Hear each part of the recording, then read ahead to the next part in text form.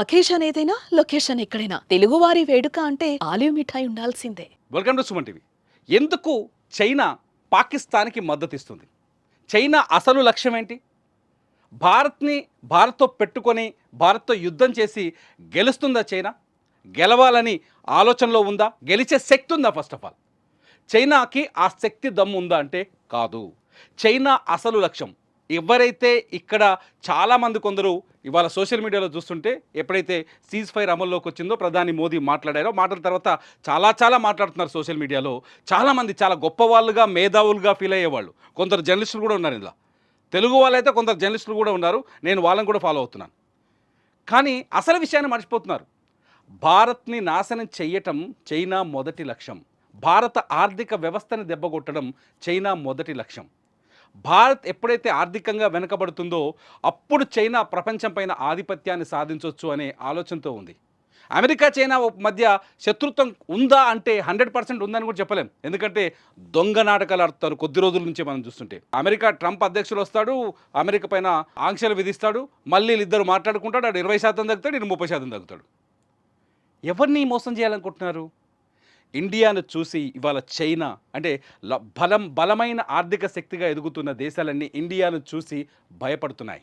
America భయపడుతోంది, China భయపడుతోంది.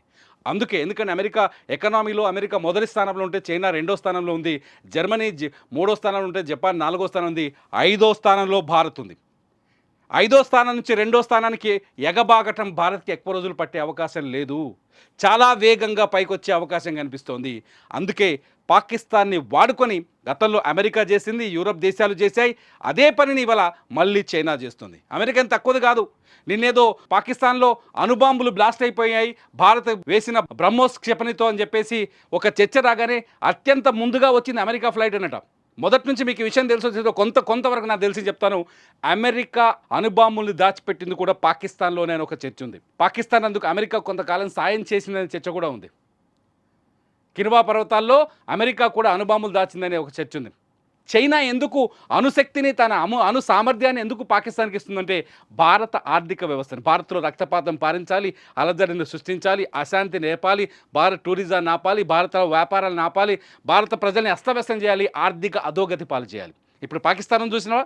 పాకిస్తాన్లో తినడానికి తిండి లేదు, ఉండడానికి టికానా లేని పరిస్థితి ఉంది. కాబట్టి ఆ పరిస్థితిని భారత్కి తీసుకొచ్చి భారత్ని దెబ్బకొట్టాలనేది చైనా వ్యూహం. చైనా ఎప్పుడు భారత్తో ప్రత్యక్ష యుద్ధం చేయదు. అటువంటి చైనా అందుకే అలజడి కోసమే నిన్న పాకిస్తాన్తో సీజ్ ఫైర్ అయ్యాం కదా, ఇవాళ ఇక్కడ నుంచి అరుణాచల్ ప్రదేశ్తో చైనా వివాదంలోకి ఎంటర్ అయింది. మళ్ళీ కొత్త పంచాయతీ స్టార్ట్ చేసింది. గతంలో లద్దాఖ్ ఇష్యూ చూసాం, గతంలో గాల్వాన్ ఇష్యూ చూసాం.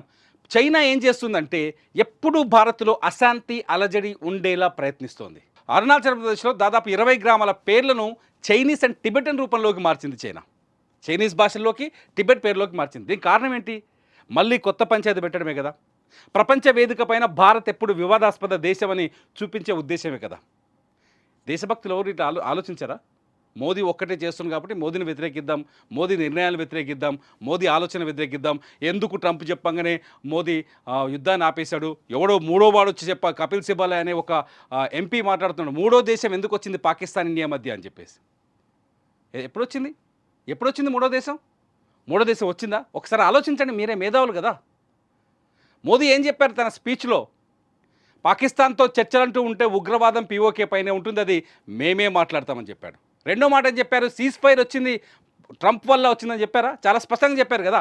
మే 7వ తేదీన మేము ఎప్పుడైతే ఆపరేషన్ సింధూర్లో పాకిస్తాన్ అండ్ పీఓకే భూభాగంలో మేము దాడులు చేశామో మే 7వ తేదీనే పాకిస్తాన్ డీజీఎంఓకి మేము సమాచారం ఇచ్చాం. కానీ మేకపోతు గాంభీర్యాన్ని ప్రదర్శిస్తూ అణుబాంబులతో బెదిరిస్తూ ప్రపంచం అంతా అంతర్గతంగా అందరి కాళ్ళు పట్టుకొని, సౌదీ అరేబియా లేకపోతే యూఏఈ లేకపోతే అందరి కాళ్ళు పట్టుకొని చివరికి అందరి చీకొట్టడంతో దిక్కులేని పరిస్థితిలో మే 10వ తేదీన పాకిస్తాన్ డీజీఎంఓ భారత డీజీఎంఓకి ఫోన్ చేసి సీజ్ ఫైర్ రిక్వెస్ట్ చేశాడని మోదీ మొన్న స్పీచ్లో చెప్పారు కదా. అయినా కూడా ట్రంప్ చెప్పడం వల్లనే ఇక్కడ ఆగిపోయింది. మీకు అర్థం అవట్లేదా? ప్రధాని మోదీ ప్రెస్ మీట్కి ముందే డొనాల్డ్ ట్రంప్ ప్రెస్ మీట్ పెట్టి నేనే అణుయుద్ధాన్ని ఆపేశానని చెప్పాడు. అణుయుద్ధం జరిగిందా భారత్ పాకిస్తాన్ మధ్య? సో మేధావులంతా కూడా కొంచెం దేశభక్తులుగా దేశం కోసం ఆలోచించండి. ఒకటే రిక్వెస్ట్ ఏంటంటే ఈ దేశంలో పుట్టినందుకు మనం ఈ దేశానికి రుణం తీర్చుకోవాలి.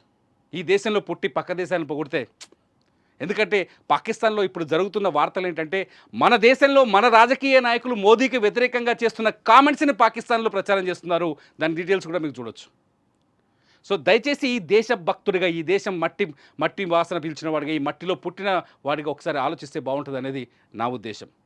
నిజంగా చాలామంది దేశం అనే కోణం మానేసి రాజకీయం అనే కోణంలో ఉన్నారు. నా ఉద్దేశం కూడా అదే. వ్యక్తిగతంగా రాజకీయం అనే కోణం వదిలేసి దేశం అనే కోణం గురించి ఆలోచించండి. 26 మంది అమాయకుల్ని అన్యాయంగా పొట్టన పెట్టుకుంటే మాట్లాడరా? ఇవాళ చైనా వచ్చింది కదా, అక్కడి నుంచి కనిపిస్తుంది కదా. పాకిస్తాన్ ఆగిపోయింది, చైనా స్టార్ట్ చేసింది కదా. దేశం కోసం చేద్దామా, లేకపోతే మన రాజకీయాలు ఆడుకుందామా? మీరు కామెంట్ చేయండి. మనకు దేశభక్తి కావాలా, రాజకీయాలు కావాలా? ఈ వీడియో కింద మీరు కామెంట్ చేయండి. మీ కామెంట్స్ పైన ఖచ్చితంగా నేను మరో వీడియో చేస్తాను. చూస్తూనే ఉండండి సుమన్ టీవీ.